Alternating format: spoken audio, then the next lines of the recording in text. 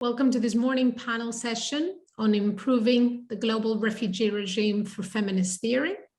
I hope you have been enjoying the conference so far as much as I have. For those of you who don't know me, I'm Dr. Elizabeth Mavropoulou, lecturer in international law at the University of Westminster in London and an RLI research affiliate. As you will see from the program, I was not supposed to moderate this thematic panel. The original moderator and convener of the panel on feminist approaches to refugee law is my colleague Natasha Yakub, who unfortunately sends her deepest apologies as she cannot be with us due to a field mission emergency. I shall also say that this panel has been convened under the RLI Feminist Theory Working Group, regularly convened and chaired by Natasha as well. So I will do my best to fill her shoes today. We'll have about an hour and 50 minutes, minus my very brief introduction.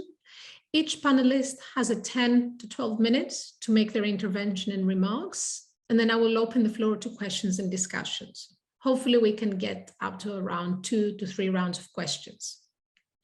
I will stick to the very strict chairing rules, and when each of the panelists will have only 1 minute left, I will gently intervene. Please do post your questions on the chat, addressing to everyone throughout the presentations. So let me tell you a bit about the panel. The panel will explore the contribution and challenges of feminist theory and methodology to international refugee law and qualitative displacement research. The presentations will explain not only why the global refugee regime needs to change, but they will chart ways forward for this to happen. So let me now introduce you to our 4 panelists. Dr. Noor Daoud is a PhD holder in social sciences from the University of Padova in Italy. Her research interests include sexual and gender-based violence against women, conflict-related violence, forced displacement, and humanitarian refugee protection. She currently works at the Food and Agriculture Organizations of the United Nations in Rome, in Italy, and she also teaches at LUMSA University and UCamillo's University in Rome on an adjunct basis. Noor will present on an intersectional examination of Syrian refugee women's experiences with intimate partner violence in Jordan, a qualitative analysis employing the lens of intersectionality to deconstruct how Syrian women's representation across gender, class, and refugee identity dimensions shape their complex and divergent intimate partner violence experience in Jordan. Claudia Baldwin is a doctoral teaching assistant at the University of Plymouth Institute of Education. Claudia's interdisciplinary research focuses on notions of empowerment and vulnerability amongst displaced women in Colombia. She has a background in anthropology, sociology, international human rights, law enforcement, migration, and refugee studies.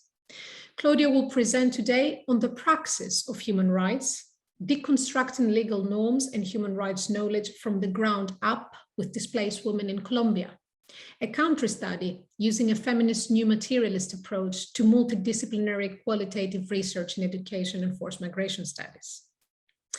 Then we have Dr. Jana Wijsels, an assistant professor of migration law at the Amsterdam Center for Migration and Refugee Law from the Free University of Amsterdam in the Netherlands. Jana is particularly interested in feminist and queer theory, as well as critical legal theory approaches to human rights and migration law and policy. Today, she will present It's Complicated, unraveling the relationship between human rights and the refugee definition through a queer theory lens, using, as the title suggests, queer theory to challenge the human rights-based approach to the refugee definition.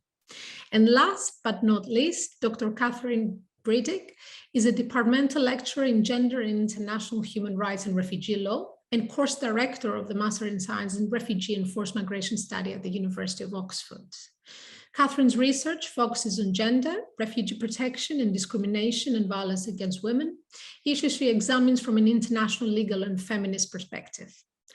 Catherine's presentation today will be on unprincipled and unrealized CEDAW and discrimination experiences in the context of migration control, analyzes the CEDAW's Committee General recommendation and views on individual complaints to evaluate its contribution to the elimination of discrimination against women in context of migration control. So without further ado, I'd like to give the floor to Noor, who will present first. And just to let you know that because Noor has a work emergency, we'll have to leave the session and the conversation at around 20 to 11. So throughout her intervention, please post your questions to Noor on the chat, and we might be able to address a couple of these when Noor finishes her presentation. Noor, you have the floor. Thank you so much, Elizabeth. I'll share my screen.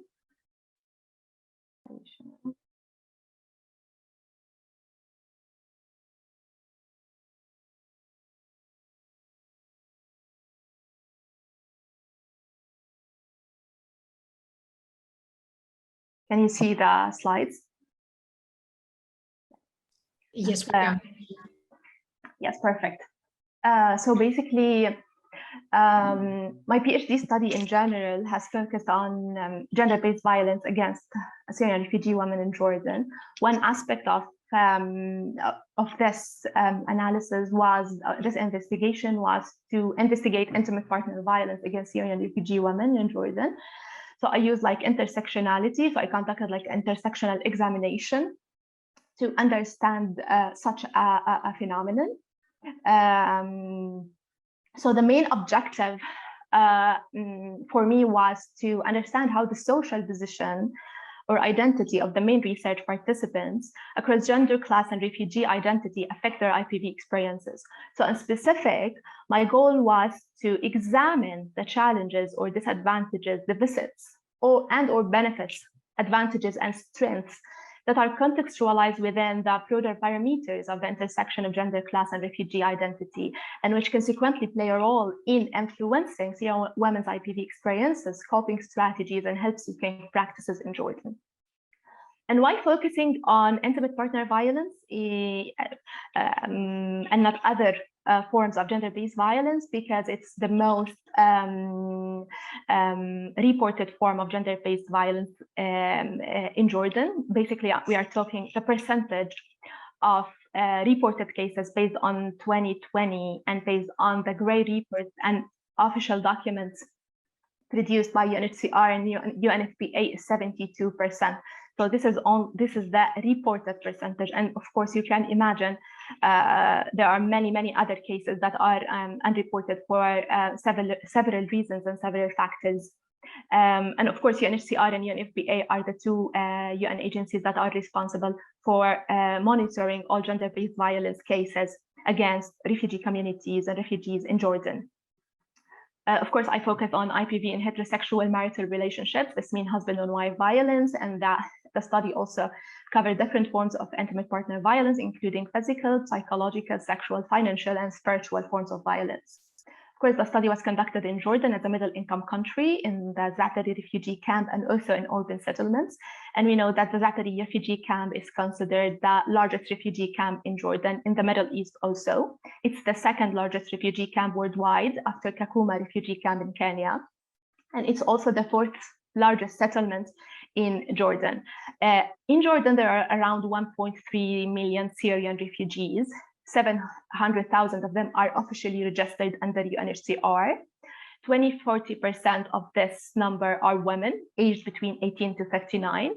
And only 10% of the around 70,000 living in the Zaatari camp. The remaining are basically living in urban settlements in north, middle, and south of Jordan. So of course, it's an interview-based qualitative research. So I conducted like 53 interviews, 40 interviews with women who are or were in violent marital relationships during their encampment period. So the focus is on IPV in Jordan in the refugee context. And of course, I also conducted 13 interviews, semi-structured interviews with key informants from UN agencies, with service providers, including case managers, psychologists, counselors, GBV specialists, etc., etc. And that data was analyzed using, for this form of investigation, which is basically IPV using intersectionality, thematic analysis following Brown and Clark. So I use intersectionality as a theoretical framework to analyze this phenomenon, as we discussed in the feminist working group meeting, that there's a dilemma in how to incorporate intersectionality in any empirical investigation. So some use it as a theoretical perspective, others consider it as a nodal point, others treat it as a methodological approach. So in my work, I followed basically Crenshaw 1989-1991 steps in how she basically used intersectionality to analyze rape in the United States of America. So basically systemic structural form of intersectionality. And as you see, I focused on three basically main social categories or identity markers, which is basically gender, the female gender identity, the class status, and the refugee status. So the intersectional social position or identity that I focused on in my study is basically low-income refugee women. These three social categories. So the nodal point, which is point C, is basically the core of analysis and the core of focus. So based on Crenshaw, structural intersectionality is basically aims at examining how the position of women at the vectors of various social categories, or how the position of whatever social group, may produce unintended effects that could basically increase their vulnerability to different forms of marginalizations, including IPV. And you may ask why I focus on these three social categories in specific. Because basically I selected them as a researcher based on my previous humanitarian experience in Jordan before conducting the study, working with Syrian refugees and Iraqi refugees. So I know that these three social categories are the most important in shaping the lived realities of Syrian women in Jordan and consequently their IPV experiences. And I followed, for example, Yuval Davis, who said that in specific historical situations and in relation to specific people, there are some social divisions or social categories that are more important than others in constructing specific positionings. Also, Phoenix, 2006, she asserted that social researchers have to take strategic and creative decisions about which are the most relative intersections for specific groups or individuals at particular times and on particular issues. So, of course, for example, the German scholar Helma Lutz, she suggested like 14 social categories and 14 identity markers, and that can be incorporated in any empirical investigation. However, this is a PhD project, so at the end of the day, we are limited in time, and I want to make the research as manageable as possible. So that's why I chose these three social categories to avoid what Butler called the etc. and the exhaustion of using too many social categories. This means a lot of analysis. So basically, this is about the intersectionality and theoretical framework and how I incorporate it in my research. So the findings basically show that, yes, Syrian women have been increasingly marginalized as a result of this new intersectional identity, which is basically low-income refugee women.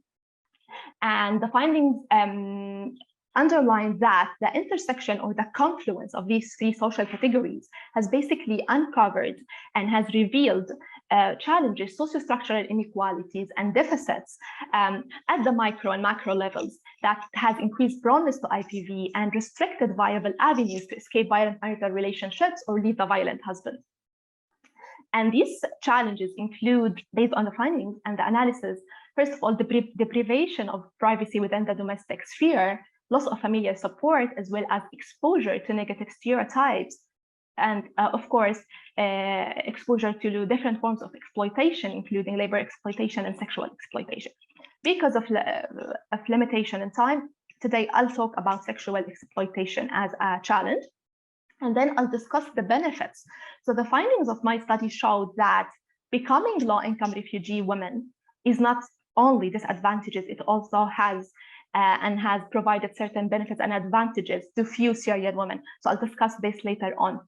And it's very important, what I'm saying is becoming low-income refugee women and not being low-income refugee women, because based on novel intersectionality tenets the intersectional identity is not permanent, and of course it is changeable based on context, sociostructural factors, power relations, etc., etc. So for sexual exploitation, yes, becoming low-income refugee women has made women vulnerable to different forms of sexual exploitation. These forms of exploitation, they didn't suffer from in Syria. And basically sexual exploitation in the form of child marriage, forced child marriage, and temporary marriages. Forced child marriage at the beginning is basically, of course, it's illegal in Jordan. However, what basically Syrian families were doing, they were basically conducting the marriages through sheikhs, through religious leaders, and they are basically not authenticating the marriage contracts to avoid, of course, legal penalties from the government, or they were like endorsing and designing the marriage contracts in Syria, and then basically the contract are bringing back to Jordan to finalize this process. So this form of marital arrangement is illegal. However, it's prevalent, and Syrian families were basically resorting to such form of marriage because of different reasons, including, for example, they want to protect the honor of their daughters, especially that daughters are basically vulnerable to different forms of sexual harassment in the public sphere on their way to school or on the cash collection point, etc., etc. So they want basically to protect them by marrying them, and in most cases to older men from, you know, either Jordanian, Syrian, or from other neighboring countries. Others will basically want to use the dowry of these daughters, so for financial purposes, to improve their economic status in general. Others were basically looking to marry their daughters, or basically their girls, to men who have nationality, and consequently they are aiming to change the intersectional identity of their daughters from, for example, low-income refugee women to middle-income citizen women, or low-income citizen women, so to a citizenship status. And of course, this would impact consequently on their lived realities, on their experiences, and on the challenges they suffer from. Many also the women and the girls, sorry, that I interviewed, they said they had no option but to marry early in Jordan, because there is like no education opportunities and no job opportunities, and they do not want to put any financial burden on their families. You have a couple of minutes left. Yes. Okay, so the second form of sexual exploitation is basically temporary marriage. It's also illegal, and it's like a prostitution under the name of marriage, and it's basically a very short period marriage for exchange of sex, of course. And the findings show that there is a positive correlationship between sexual exploitation in these two different forms and intimate partner violence. Of course, these are some excerpts from my work, but for time, because I couldn't, discuss them. Findings of my study showed that becoming low-income refugee women, this intersectional identity, this confluence between these three social categories was not disadvantageous for some or for few of the women. So some of the women, they were, used their agency to capitalize on the benefits and on the advantages of that could come from this intersectional position. And there were like several opportunities and several trainings and several benefits provided to these women, because they are low-income refugee women, and they smartly used these benefits to, of course, improve their economic status, and second, to end their violent marital relationships, and to live independently with dignity, and be able to have full responsibility on themselves and their children. Also, I have some excerpts from my dissertation. For example, Yasmin, a 31-year-old Syrian woman, she said, since becoming a refugee woman, I have learned the value of self-love and self-appreciation. I can see that on different dimensions. So that's in a nutshell. Thank you for listening, and I'm looking forward for any questions. Thank you very much, Noor. Such a fascinating research using intersectionality in empirical research and interviewing refugee women. We've got a couple of questions from you, which I'll pose.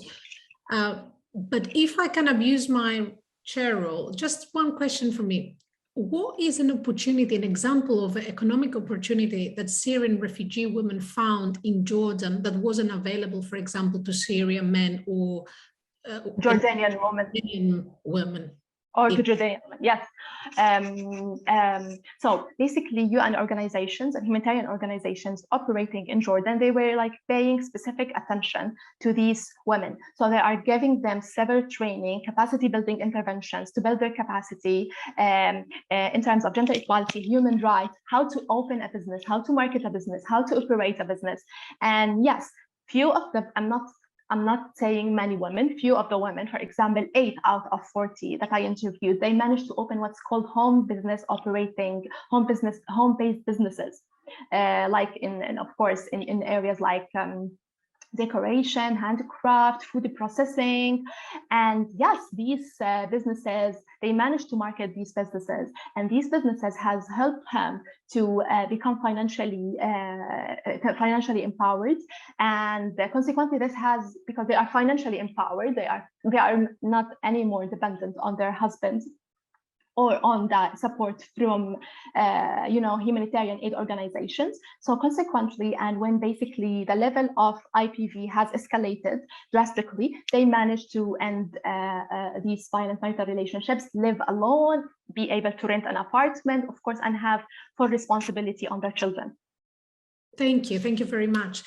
Now, Claudia is asking, could you please expand? And I also have the same approach. What spiritual violence implies? Yes. For example, preventing the women from conducting their religious activities. For example, going to the mosque to do prayers because they are afraid that their women will basically get exposed to different forms of sexual harassment on the streets. Or, for example, using or misusing religious text to justify the use of violence against. So basically, they were relying on a certain verse in Quran. It's called the beating verse to justify their use of violence. And this is, another finding that maybe I could discuss in the future in our feminist working group meetings. Yes. Thank you. Another question from the audience is, thank you, Noor. Has education played a role in empowering women and addressing IPV? So basically, the majority, there were like a few women who were basically, who continued their education in Syria, okay? However, the women who grow up in Jordan and who came, for example, children in Jordan and grow up, they didn't manage to continue their education, their higher education, because of course, there are primary and secondary education provided to Syrian refugees in Jordan, but there are very limited tertiary education opportunities. So the majority of Syrian refugee women who grow up in Jordan, they didn't manage to continue their education. Basically, I would say there was like no connection between education and women who managed to end their violent marital relationships or to survive from IPV. I would say another thing, the women who managed to become financially empowered in Jordan, those are the women who managed to survive and to end their violent marital. And these basically were 8 out of 40 women. Thank you very much, Noor. So in the interest of time, anyone who has questions for Noor can reach out to Noor. And thank you very much for your presentation. I know you have to leave soon. Yeah. So thank you so much. I will now return to the normal format. So I will give the floor to Claudia and then to Jana and then to Catherine, and in the end we're going to open the floor to Q&A. So please keep posting your questions on the chat, addressing it to everyone. Claudia, the floor is yours. Thank you, Noor. Thank you for having me. I'm very excited to share with you my emerging results from my doctoral research. So I would like to start very briefly with my background, the research background. I'm conducting research in Colombia. I am a Colombian native myself. And before I go into the doom and gloom of the statistics, I want to share with you a very historical news that happened a few weeks ago when Colombians elected the first left-leaning government in 185 years of its existence. And not only that, the vice president is the first Afro-Colombian woman to rise to this position. So it's a very hopeful situation for Colombians who have endured one of the longest conflicts in the Western Hemisphere. As a result, we have one of the largest IDP populations in the world. At the moment, it's about 5.2 million. But also, as a result of this long history of displacement, we have a very strong judicial response to protect IDPs, or at least that's the intention. However, and very sadly, as recent as May of this year, it was reported that on average, about 246 women report gender violence every day in Colombia. And this is because there's still a model of inequality that values men more than women and families over women.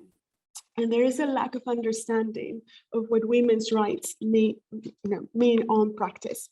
So this is what interests me there, and my research questions, my overarching research questions is about the role that human rights education plays in empowering or disempowering women.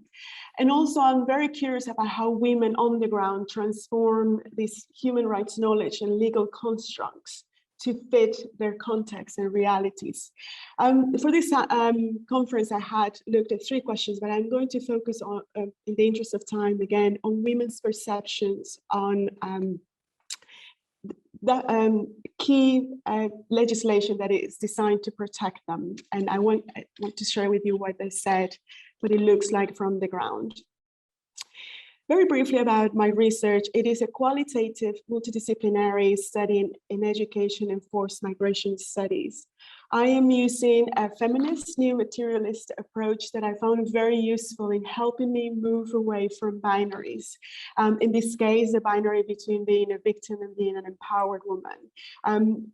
Talking with women and from the interviews, they found this binary problematic, and we'll discuss that later. I also find this epistemological approach very useful because it forces me to pay attention to the reality of women, to their embodied and embedded ways of seeing law and how they apply law. I am drawing today on 12 interviews that I conducted with women in Colombia. They are from different backgrounds. They're human rights educators, teachers, human rights offenders, community organizers. They were based in rural and urban areas, and they have different focus and targets for the training. But as the common denominator is that they deliver human rights education and try to engage people with legal constructs that were pertinent to them. Part of my methodology or my methods is to do document analysis, and I've chosen law 1258 of 2008. And this is a very important law that the women themselves brought up in the interviews. And they said that they were trying to engage with the text because it's a law that compiled previous laws addressing violence against women and also all discrimination against women. And so they wanted to engage with this legal instrument, and they were telling me how they were doing this. But I wanted to share with you a few highlights when I read the text from the law, and it's 8 chapters, and it offers a very comprehensive definition of violence at different levels. That's why I was interested in asking Noor about the spiritual level, because they missed that one. But they also define women's rights very clearly as human rights.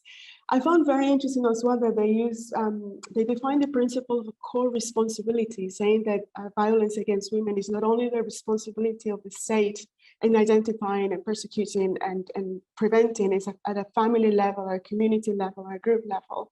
The law goes on to describe very specific holistic support that they give to the victims, including access to education and extracurricular activities that the government is supposed to pay for as part of of this restorative justice for violence, and this is for all women, not only displaced women. There is a clause about indigenous groups saying that the state will respect indigenous beliefs as long as it does not clash with international law or the constitution. But of course, women found that problematic on the ground. And just finally, I found very interesting that all signatories of the law were men. So in terms of the preliminary results, I went back to the UN High Panel on Displacement report that was published last year, and they talked about how IDPs are following this vicious cycle of invisibility because they're not given priority, they're not in the media, and because their lack of priority in visibility, they fall into obscurity and neglect. The report also said that in order to achieve durable solutions, we have to change our mindsets, approach, and working methods.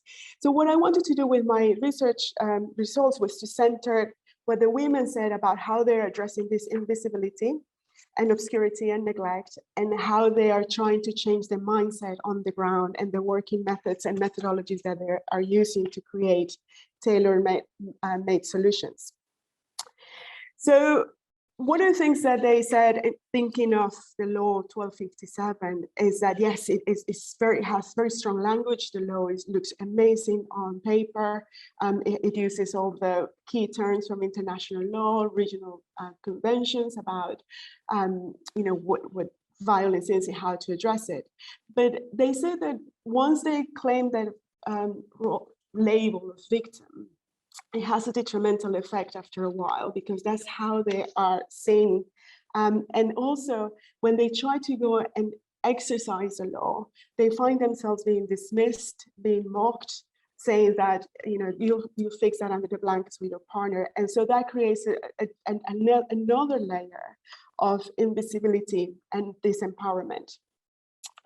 So the way they're trying to address that is to, and I'm talking here about what the women that I interviewed said when they're trying to engage with people to expand this knowledge of the law. They start with people's experiences and cultural knowledges. And they said that this serves not only to transmit and disseminate this legal and human rights knowledge, but also it helps them create that sense of identity and community that goes beyond that label of being a displaced person. And they say they find this is particularly important because displacement in Colombia, it can be multiple in their lifetimes, but also multi-generational. So it's important that they start building that sense of community. They also said that using cultural indigenous beliefs and rituals is fundamental to vindicate their position and to start forming that strong community beyond being a displaced person. In terms of changing the mindset and methodologies that they're using as part of the solution, some women said that they're very reluctant to take part in international projects that tell them what to do and how to do it. And they say that especially in terms of gender training, there are things that they find that is irrelevant within their communities. And what they're doing is they're using very successfully and effectively, and again, in terms of engagement. And here I should add that because they're working with people who have experienced displacement, there's people who are illiterate, their schooling is not ultimate, so they need to engage at the level that people are. So they find that using artistic elements and theater is very useful, and deconstructing and giving this or sharing this knowledge at a level that is accessible. But also they use about this, they talk about the importance of the body and objects and cultural artifacts that they use in order to engage people in this knowledge. There was and the final point I want to make about the results in terms of what they're trying to do. Some women expressed a strong frustration, those who dare to work with international community organizations, that they were empowered to write their reports and collect data, only to be told at the end that the language that they use in their reports was vernacular, and brought in experts or technical experts to translate those reports to the languages that the technical language that they required. And this, of course, had a negative impact on women because it took that sense of ownership and identity and empowerment that they were trying to foster. And so they say that it will be important for funders to recognize these local epistemologies, again, because of the sense of the context of trauma of the people they work with. They use different rituals and different cleansing and healing ceremonies as part of the education programs, and they feel that some funders are dismissive of these approaches. To summarize, so why do these few voices matter? And my argument is because they are shining light on internal displacement, even if it's in a very limited context. And I'm borrowing this from the report again, from the UN, the High Panel on Displacement. And they came up with 10 recommendations. And I argue here that in my research, what the women are saying in my research, that they are contributing to recommendations 1, 3, and 6. And again, thinking of the purpose of this conference in terms of what do we need to change and how, I believe that using a feminist new materialist approach is very useful, because for me it has forced me to reconsider questions about vulnerability and empowerment. It's forced me to move away from that binary that is very common in legal discourses about, again, being vulnerable and being a victim and having access to justice. And also it has highlighted the importance of landscapes, objects, and bodies in learning and exercising these legal constructs on the ground. And how, again, this is coming from women. They say that funders need to recognize and respect their languages and the way they operate, and acknowledge that as a valid epistemology. The same thing with the practices and the methodologies that they're using to engage people. Thank you very much.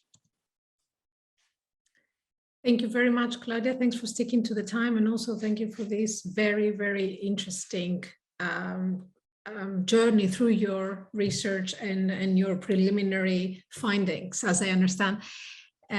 What an interesting prospect and perspective it gives us to actually read some of these testimonies of your interviews and show us a bit how far is actually theory from praxis, at least at the grassroots level.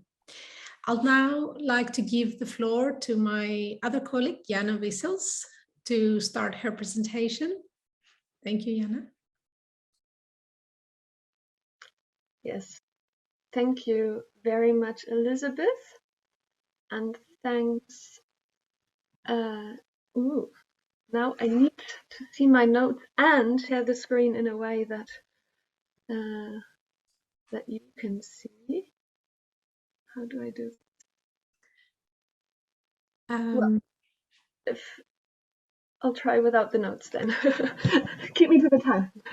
I don't think Zoom allows you to be on the presenter's view plus the slide. So anyway. Yeah, I'll just do it from here.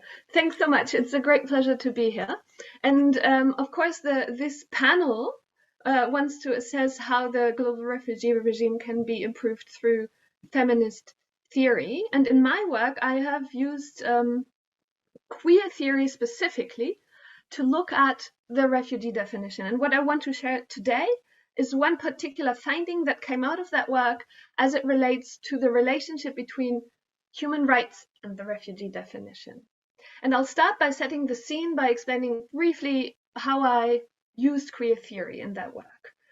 So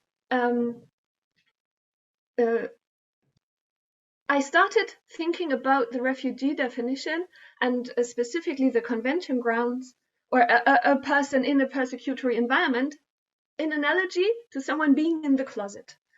And that allows me to draw on core insights from queer theory because obviously a lot of thought has gone into thinking through what the closet means in queer theory. So a persecutory environment would mean for individuals that they would have to be very careful about how they manage information about particular characteristics that are persecuted in that context. So that can be political opinion or religion, or also sexual orientation, right? So there is this idea of having to hide something about oneself and being careful about what we communicate to others and when, under what circumstances, so we can come out as gay, but also as, you know, a religious minority, if we're actually from that group. But we can also be outed, and that's an important element of this approach, by others, right? So it's not only, we're never entirely in control about what others know about our, in that case, persecuted characteristic, say, minority religion. And refugee law accounts for that too, right? So in refugee law, it's accepted that an individual doesn't actually have to have the characteristic, but if they are imputed to be a member of a minority religion or a sexual orientation, then they are also entitled to protection. So we have, that's already inbuilt into refugee law, that it's possible that someone is actually, say, gay, and therefore needs protection, or they are imputed to be gay and therefore need protection. But what I really take from this idea of queer theory is that it matters, or that there is two perspectives, that of the individual and that of the persecutor, and they both kind of matter, and they don't necessarily always overlap, right? So that was the approach, and applying that then kind of slightly more specifically to elements of the refugee definition, it's interesting to see that we have, you know, several core elements of the definition. We have persecution, we have the convention grounds, and persecution has to be feared because of a convention ground. And in principle, the idea is that, you know, persecution emanates from the persecutor, and the convention grounds kind of sits with the claimant, right? But drawing from what I was saying about queer theory and the idea of the closet, we understand that a claimant always also has at least some degree of leverage over deciding what others know about their characteristic, their convention ground, and therefore also the kind of risk or the level to which they're at risk of persecution. But at the same time, the persecutor will only persecute those who they think have that characteristic. In that sense, it never matters at all whether the claimant is actually gay, as long as the persecutor thinks they're gay, right? That's a prerequisite. And we don't know, based on what identifiers or signifiers the persecutor will think that, right? So it's actually not as simple, the kind of setup that we have within the refugee definition. We have the claimant's perspective and the claimant's kind of sphere of things, and the persecutor's perspective and their sphere of things, and they are related. They communicate with each other, and they don't necessarily map onto each other. Now, in order to explain what this kind of perspective, how this kind of perspective can help us understand something about human rights and the refugee definition, I want to tell the story of Y and Z. Some of you may be familiar with this story because it's drawn from the CJU decision from 2012 that I cite below. So Y and Z were two Pakistani nationals of Ahmadi faith, which is a minority religion and public in Pakistan, and public profession of this faith in Pakistan is liable to be considered blasphemous, which is a charge which would be punishable by imprisonment or even death penalty, according to the Pakistani Penal Code. The Y and Z claimed refugee protection on religious grounds based on their fear of imprisonment and death. However, what happened was that the German courts assessed whether not being able to profess their religion in public constituted an infringement of the freedom of religion amounting to persecution. So the question is, what happened here? Why did the assessment turn into an assessment of a Y and Z's ability to profess their religion as persecution, where they were actually fearing imprisonment and death, right? And I think the roots to this kind of slip lie in the structure of human rights approach to the refugee definition, because it has traditionally, the human rights approach to the refugee definition has traditionally focused on the notion of persecution. So when Hathaway initially proposed this approach in 1991, he developed his analysis primarily with relation to the notion of persecution, and so did Foster, who built on his work in 2007. And it was actually a great thing to do, because this approach helped move the notion of persecution beyond the previously common dictionary approach, and it opened up the persecution assessment to a wider range of harms. So that was a good thing. But at the same time, the conceptualization of the convention grounds in terms of human rights either did not happen at all, or happened without any kind of reasoning. It was simply assumed and mapped. So the political opinion ground was mapped onto freedom of thought, religion onto freedom of religion. Particular social group already as a ground proves more complicated in that regard, because some social groups, such as sexual orientation, it's not even clear precisely which right to draw on. So the human rights approach already proves to be slightly more complicated for the convention grounds and has received much less thought. But what happened with the extension of the definition of persecution to a wider range of harms by reference to human rights is that, as a result, the violation of a freedom of religion can also constitute persecution. But then the question becomes, is it at the same time also the convention ground? And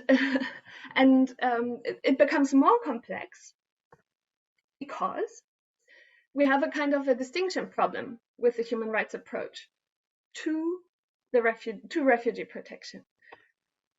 And this is a kind of accepted maxim of refugee law that refugee protection requires a certain level of severity, and that means that not any breach of any human rights amounts to persecution, and there's different formulations of this in the UNHCR handbook, also in the EU qualification directive, but somehow it's clear that not every violation of human rights amounts to persecution. So there have to be distinctions within the human rights approach. We have to kind of decide at what point a human rights violation reaches the threshold of persecution. Now, in the case of Y and Z, we have the situation that now the assessment is not on what could have been an assessment of the right to life and liberty and whether that amounts to persecution, but on the freedom of religion. So we're in the sphere of the claimant, of the convention ground, and the assessment is to what extent they have the right to express their religion. Is there a limit? And if so, where is it? So the assessment of whether they have a right to protection, rather than assessing the harm they would fear if they express their religion, is, do they have a right to express their religion, and in which ways, and etc. So we're really shifting from the persecutor and the perspective of the persecutor and the persecution that would follow if they acted out their religion in the way they would, to one where we're focusing on the claimant, and they are asking for the right to do something in a certain way. And the question remains, under those circumstances, what happens with the persecution that would ensue if they did not respect the limitation of freedom of religion, right? So what happens to, in this assessment then, if we focus on religion, what happens to the risk of imprisonment and death? And I found in my research two versions of what to do in those kinds of situations, two new approaches to handling this other persecution that then kind of is moved to the background. The first one is it doesn't play a role at all. So the religion, the freedom of religion becomes the relevant question. So if the limitation on the freedom of religion doesn't in that assessment amount to persecution, then there is no persecution, regardless of what would follow if Y and Z did go and proselytize and act out their religion, right? That's one way. The other is an additional kind of approach where only if the limitation on the freedom of religion is serious enough to amount to persecution will the other persecutory harm, so death or imprisonment, also be taken into account. So kind of the persecution threshold has to be met twice. And both of these, therefore, kind of limit ultimately the scope of protection in refugee law. And that's how a human rights reading of the refugee definition can conflate the assessment of convention ground and persecution, and therefore ultimately not lead to an improved protection, but to a reduced one. And that becomes visible through this kind of queer theory approach that understands persecution as a closet and it takes those kind of different perspectives into account. I make this argument much more clearly and is extensively in chapter 9 of my book, which is shown here. Thank you. Thank you very much, Jana, for such a very thought-provoking discussion. I certainly now have a lot of questions in my head of how really can the perspective of the persecutor and that of the claimant meet or ever meet. I shall now pass the floor to Catherine, and just to let you know that you can keep posting your questions. We have already a couple on the chat to all the panelists, and we'll open the floor to Q&A after Catherine's presentation. Catherine, the floor to you to take us through CEDAW's discrimination findings.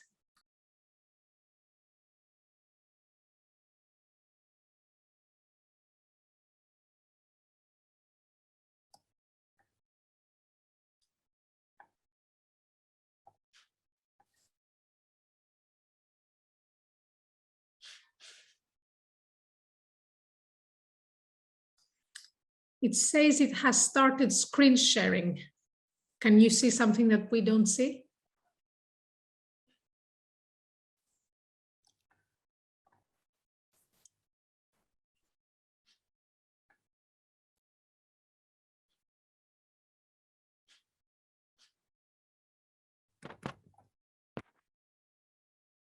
Catherine, can you hear me?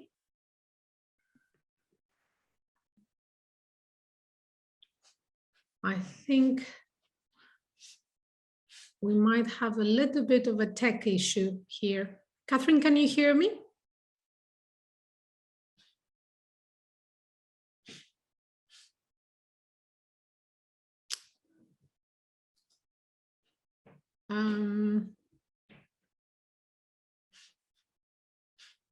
Catherine, can you hear me?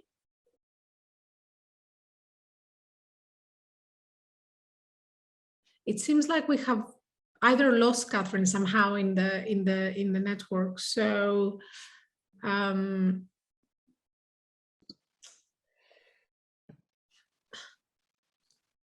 perhaps we could go to a question, do you think, and maybe come back? Yeah. If we can say to Catherine and all that she can perhaps maybe log out and log in again.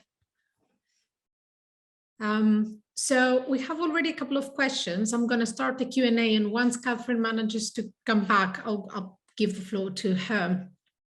So the first question we have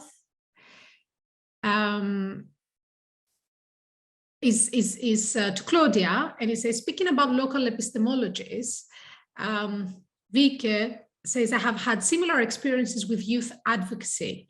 How can we educate funders and policymakers to step outside their own jargon and learn and listen to the voices of experts by experience? I love that question, because I think a lot about that, how to do that. How do we connect these two voices? So I feel very strongly that it's important, like interdisciplinary work is essential to me. Like these type of spaces they're academic, but it attracts different types of people who are engaged in designing grants, in funding opportunities, so they need to know about this. But I really like when academic conference also invite participants to take part. And I think for me, that's essential as well, to encourage the people we work with as research, as co-researchers to share and to bring that human element that I think is quite powerful in that sense. And for me, that's also part of decolonizing this idea of, this idea where the researchers and they're the participants and when we're done with you. So I think it's important to engage the participants. And the third aspect that I've been trying to do in my research that I think is important to engage funders and policymakers.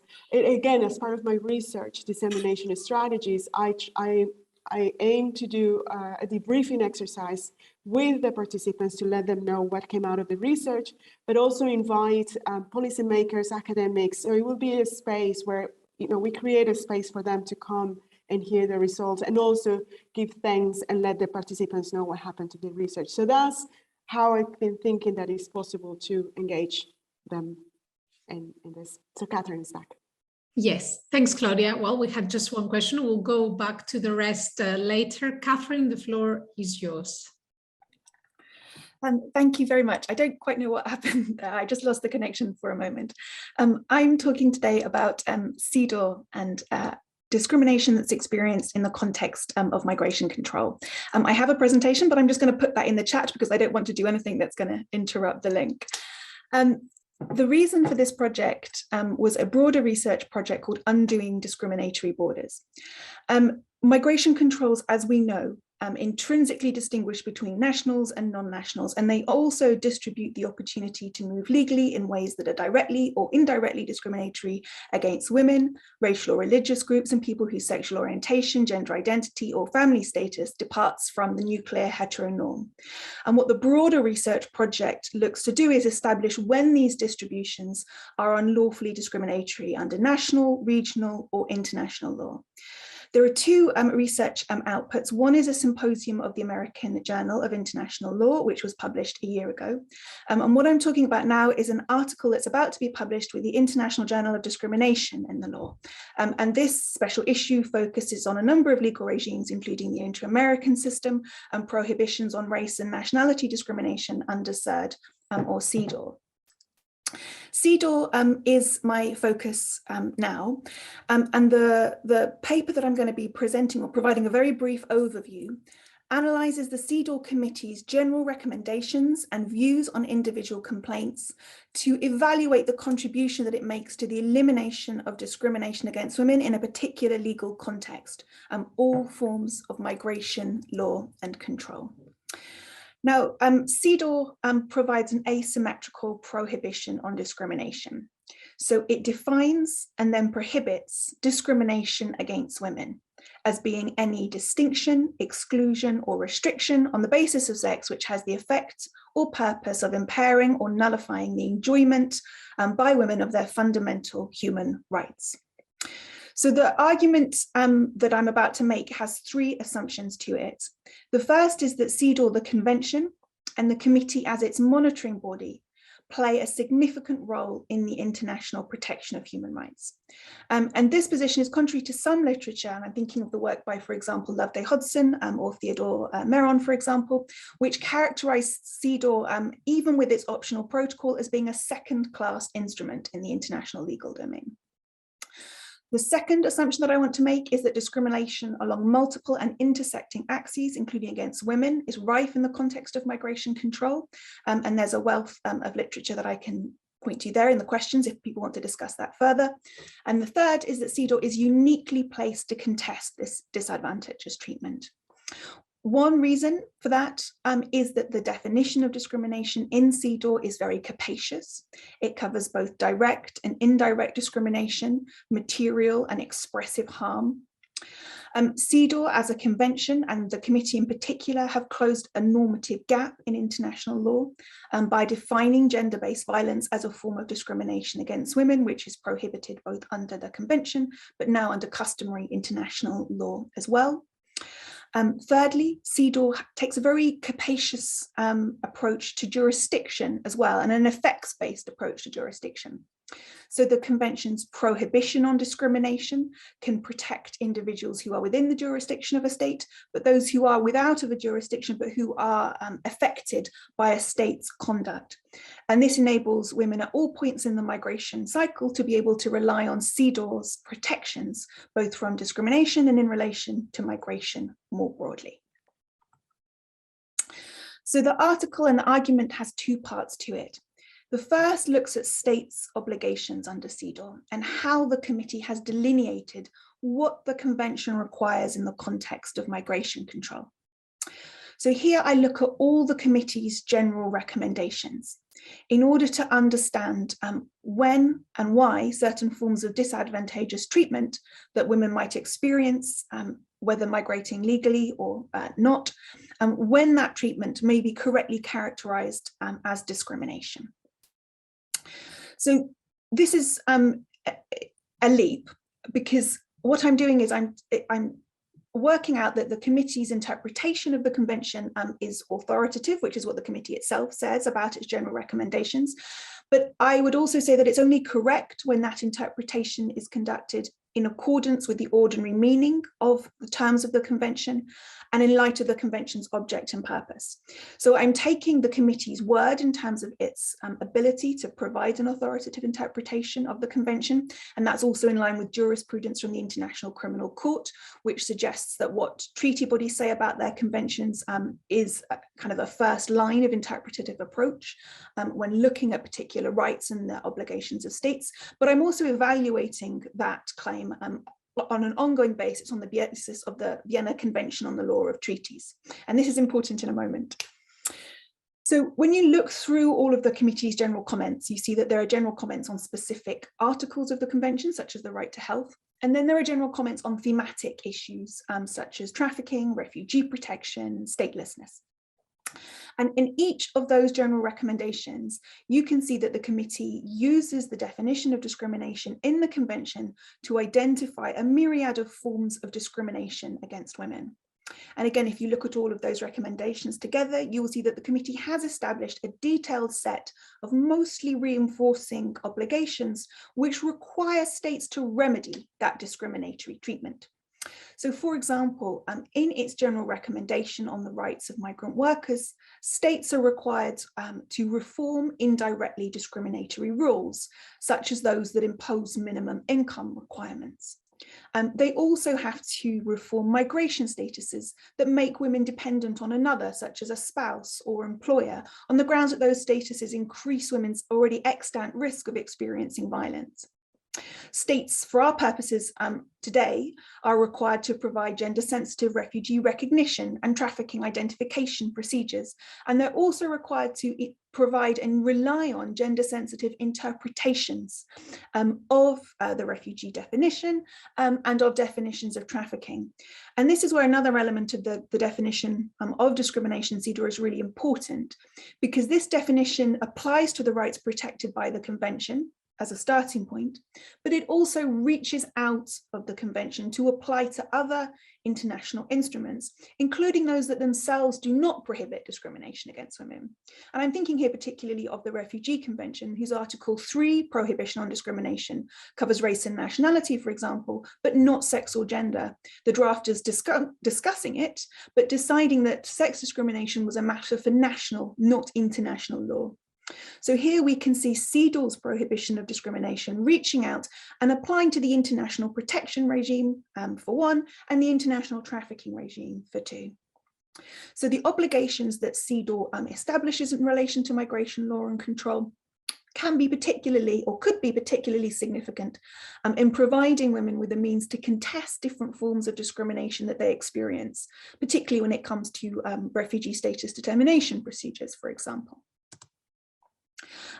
However, there were a number of gaps in CEDAW's reasoning, and I characterize these as being either indicative of normative underdevelopment or normative overreach. So firstly, on normative underdevelopment, what we see in a number of the recommendations is the CEDAW committee failing to give detail as to the content of relevant non-discrimination rules, or information to states or individuals about how empirically or legally a breach of a particular obligation might be established. So just to give an example of this, for example, in relation to indirect discrimination, it's well established in national and regional rights regimes that individuals can show indirect discrimination by relying on statistical information. But the CEDAW committee doesn't explain whether or not they would accept such statistical information as evidence of disadvantageous or disparate treatment. So applicants, for example, who want to contest family reunion rules, which provide or produce differential treatment for women and men, aren't told how they are to evidence the fact that they have experienced that treatment. And nor, from a legal doctrinal perspective, does the CEDAW committee set out whether or not such differences of treatment, if established, could be justified.